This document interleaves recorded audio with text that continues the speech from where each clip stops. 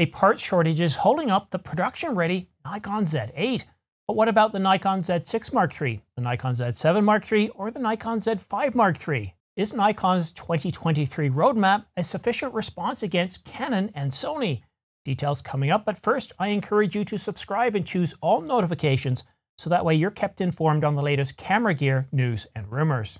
Digital Camera World just reported that the Nikon Z8 is actually production ready, but a lack of parts is what's pushed the camera into 2023. Looks like How to Fly might have been right after all about the Nikon Z8. How to Fly said the Nikon Z8 was planned for an October announcement, but it looks like it's gotten pushed due to parts. Regardless of whether the rumors are correct or not on the timeline, the Nikon Z8 is production ready, and that's good news. Now, in terms of an announcement, we can't not touch this. We're looking at the first half of 2023. That could be anywhere from, well, January the 10th all the way up until May the 31st. So it's a large time frame. And the biggest show that we have, skipping CES, because that's right around New Year's, cameras aren't usually announced at CES. So our next big show is a Japanese show, and that's CP+. It's right at the beginning of February.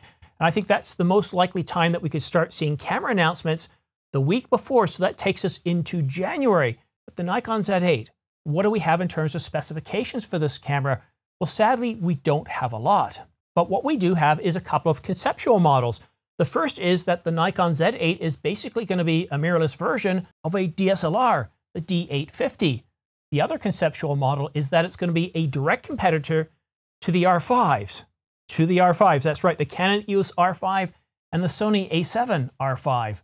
It's nice how camera manufacturers are starting to name their cameras similarly. I wonder if we'll get the Nikon R5. No, I don't think so. It's going to be the Z8. Trust me on that. It's going to be the Z8. So in terms of specifications, we've got a couple of models to follow, but let's first go to what we actually know about the Nikon Z8 from both Nikon-Rumors and NikonRumors.com. If we follow the conceptual model that the Nikon Z8 is going to be based off of the D850, then we can expect it to have a resolution of around 60 megapixels and have a BSI sensor, a BSI full frame sensor. Now, there is a chance that it could be both BSI and stacked, and basically it gets the same sensor that's found in the Nikon Z9, in which case it's a BSI stacked sensor. It's going to have dual card slots, and it's going to sell for $3,499. And that's all we have for specifications that apparently have been leaked. And these haven't even been validated. So I'm really hoping as we get closer to the announcement timeframe that more information will start to leak out, especially as this camera apparently, well, is in production ready status, just waiting for a couple of parts. However, if we follow the conceptual model that the Nikon Z8 is going to be based off the pair of R5s, the Canon R5 and the Sony A7 R5, well, then we can start to make some more bolder predictions about the camera. Again, these are predictions based on looking at both of these cameras.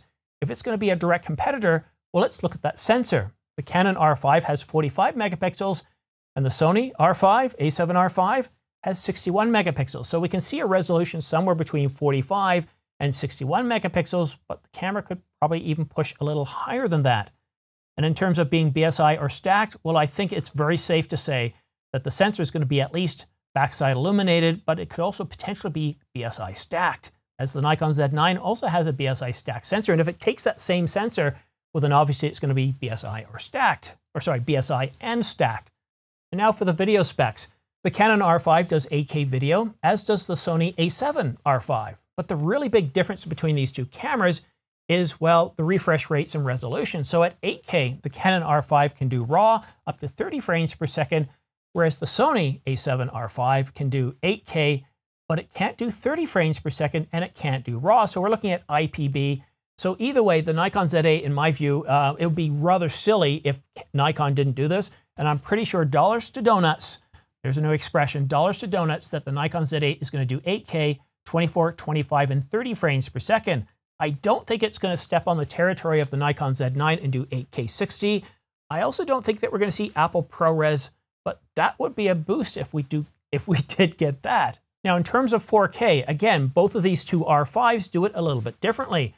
The Canon R5 does 4K all the way up to 120 frames per second, whereas the Sony A7 R5 does 4K up to 60 frames per second. So I wouldn't be surprised if the Nikon Z8 will do 4K up to 120 frames per second. And I'll get to that in a little bit once I've summed up all the cameras we're going to be talking about here. The Z8, the Z6 Mark III, the Z7 Mark III, and the Z5 Mark II. There's something I want to talk to you about the way Nikon has addressed all these cameras coming up by Canon and Sony. Continuous shooting? Well, it really depends here. The Canon EOS R5 can do 12 frames per second mechanical, but up to 20 frames per second electronic. The Sony A7 R5, well, it can do 10 frames per second, but it's also got a higher resolution. Really depends on what Nikon takes as an approach here. Do they have the new Uppbeat 7 processor, image processor? Do they do 1 or 2? What kind of resolution do they put in the sensor here? But I'd really expect Nikon to really kind of attack what Canon has done and offer something like 20 frames per second electronic. Both cameras are going to have IBIS, and I expect the Nikon Z8 to have IBIS as well. And of course, it's going to have dual card slots. Now, there's a lot of other information such as Bluetooth, charging by USB, and all that stuff, but I'm just covering off all the major points. And I think being a direct competitor to the R5 and the Sony A7 R5 would be bold. And if they hit those capabilities and not just match the R5, remember, the R5 has been out for 2 years. So I want them to not just match the R5, but produce better stills and video capabilities than the R5, and of course the Sony A7 R5. Turning over now to the Nikon Z6 Mark III, it's expected to be announced and shipped in the first half of 2023. The part shortage holding up the Nikon Z8 may very well be holding up the Nikon Z6 Mark III. It's highly likely that we'll get the Nikon Z6 Mark III announcement in the week before CP+, putting the announcement as early as January the 22nd, 2023. Sadly, once again, we don't have a lot of detailed leak specifications spelling out what the Nikon Z6 Mark III is going to do. But we also have the Nikon Z5 that came out in 2020, and it got a boost in resolution, so it can do 24 megapixels or right around 24 megapixels. So I can't see Nikon leaving this camera, the Z6 Mark III, at 24 megapixels. And I think a bit of a nod to the Canon EOS R7, it's probably going to do right around 30 to 33 megapixels. It's going to be a backside illuminated sensor, and of course it's going to be full frame.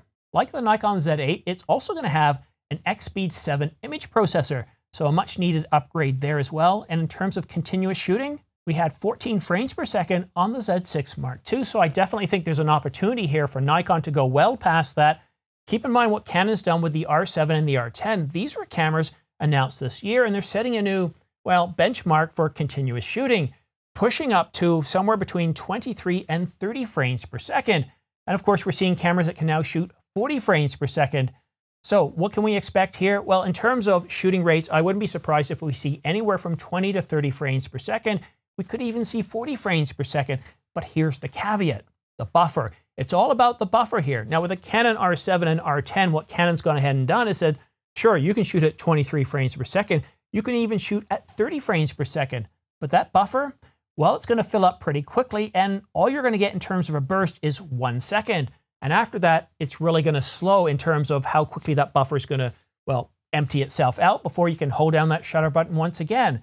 So while I think it's very likely that we'll see the frame rate double to around 28 or 30 frames per second, the buffer I don't think is going to be improved significantly depending on where they price this camera. And so there's a lot of what ifs here. And depending on where they price this camera, if it goes considerably higher, well, then we could see a much better buffer. And with the current price of the Nikon Z6 Mark II just under $1,000 or $1,900, I really don't think they're going to really improve the buffer that significantly. But still, having the ability to hold down that shutter button for a good second or so and be able to shoot at 20 to 30 frames per second can really help you get that shot. I just hope it doesn't take something like 5 to 10 seconds to completely clear out the buffer. So on the video side, 4K 60 frames per second, I think that's pretty good. The ability, though, to be able to shoot at 4K 60 more detail, so 6K over sample 4K, 7K over sample 4K, depending on the final resolution of this camera, and do 10-bit 422 internal, I think is a really big deal. And we're going to get dual card slots, but are we going to stay with that dual SD card slots? Or will Nikon be bold? And again, there's an opportunity to be bold here and give us CF Express Type B card slots, and that will make a huge difference when it comes to being able to shoot at 20 frames per second, 30 frames per second, having a much faster data transmission rate, and of course the ability to get that data and put it onto that storage rather quickly. But what I think is really important here for the Nikon Z6 Mark III, once again, it's the theme I've got throughout this video, is Nikon needs to be bold with this camera. I tend to feel that Nikon's going to give us a rather moderate upgrade here. It's not going to be a bold update, but they need to address the competition, and this camera needs to be bold. They need to go BSI stack. They need to go with better video rates and resolutions, and it would be awesome if they give us log footage and they give us Apple ProRes, and I really don't think they're going to do that. They're not going to give us Apple ProRes, but being bold with this camera will attract the competition, and it'll get a lot of Nikon shooters that are still on DSLRs and get them to move over to these modern cameras that are on the Z mount.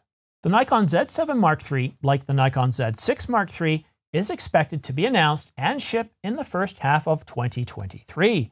We are once again seeing a parts shortage hold up this camera, but we think it's possible to see the Nikon Z7 Mark III announced alongside the Nikon Z6 Mark III, the week leading up to CP Plus, starting January the 22nd.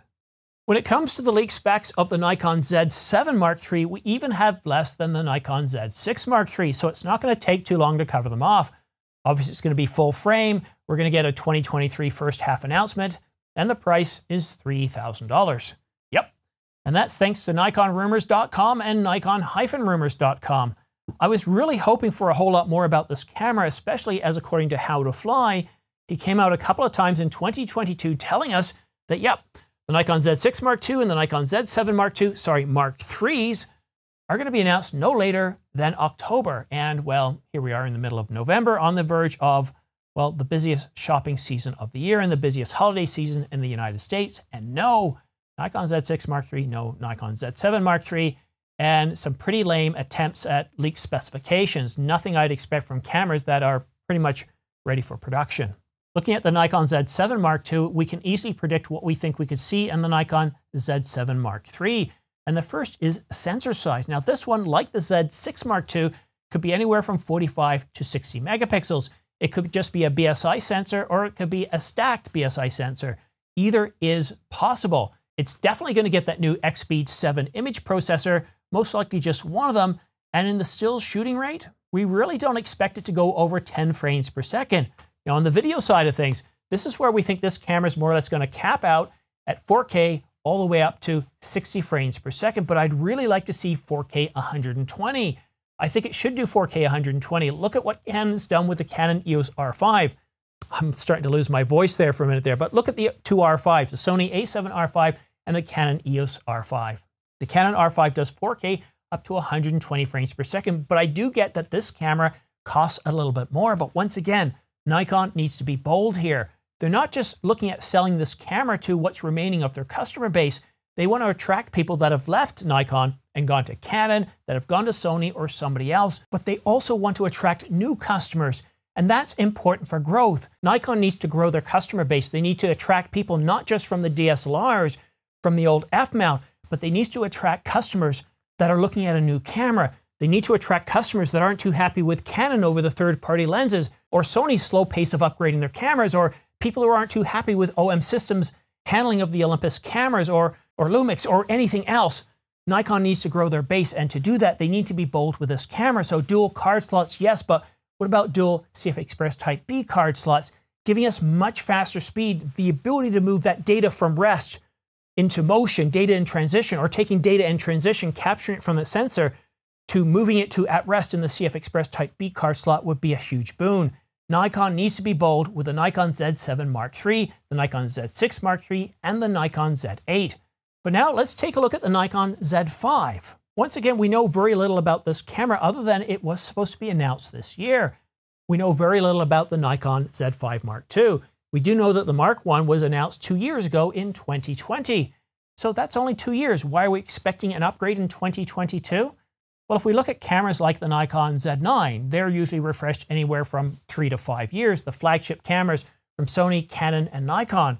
But when we get down to more affordable cameras, like the Z5, there's so much more competition, and generally these cameras are refreshed a whole lot quicker, generally 2 to 3 years. So a first half 2023 announcement would put it close to that 3-year mark. So I think it's almost 100% that we can expect the Nikon Z5 Mark II. But what kind of upgrades will we get here? Will Nikon be bold with this camera, or just give us a minor update that, well, we could have gotten with some sort of firmware update? Well, I think the truth is going to be somewhere in between. I think we're going to finally get that Uppbeat 7 image processor in the Mark II. I know a lot of people were looking for something better in the Mark I, so an Uppbeat 7 image processor would be a boon here. So what about video? 4K 30 or 4K 60? I think the Nikon Z5 Mark II is going to stay at 4K 60 and offer up 10-bit 422 internal. What they can do with this camera, though, is it can increase the detail. And one of the ways of doing that is with a faster sensor and image processor. So I think if they give us the Uppbeat 7 image processor, it can result in sharper, more detailed video. And of course, that's going to be good for everybody, right? And in terms of still shooting, normally for a camera priced around this price point, I would have expected them to do something like 10 frames per second, maybe going up to 15 frames per second on the high side.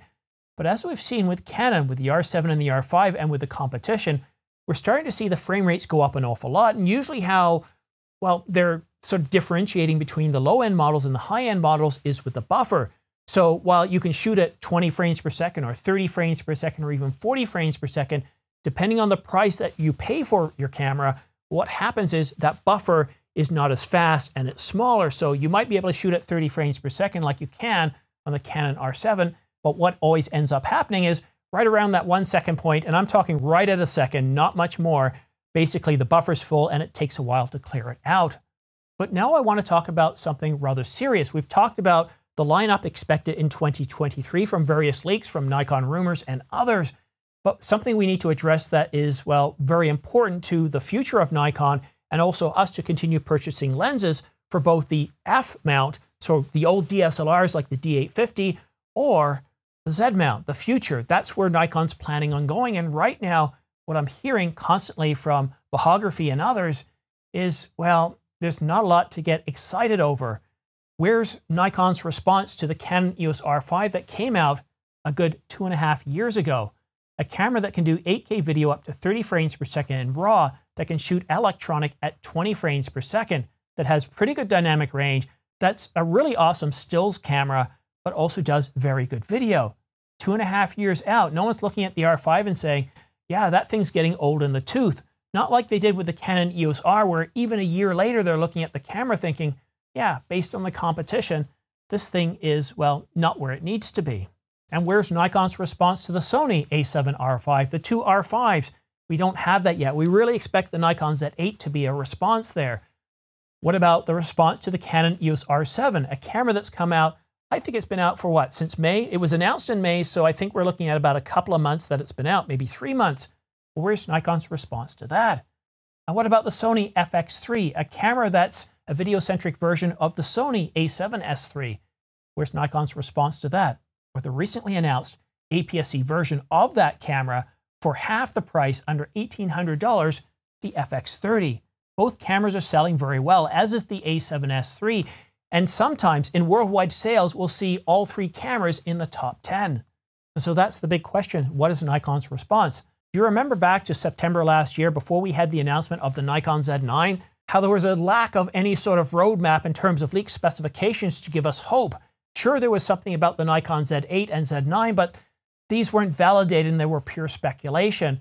And there was a general sense of a little bit ho-hum, especially after we saw Nikon and Sony come out with cameras like the R5, the A7 III, the FX3. There was a sense of, we know Nikon can do it. Nikon's been a market leader for many years, at one point having some 65% market share going back to the turn of the century. Nikon has been a leader for the longest time, and while Canon is the leader right now with about 48% market share, it was Nikon that used to lead this space, not Canon. We know there's potential. We know there's decades of experience from Nikon.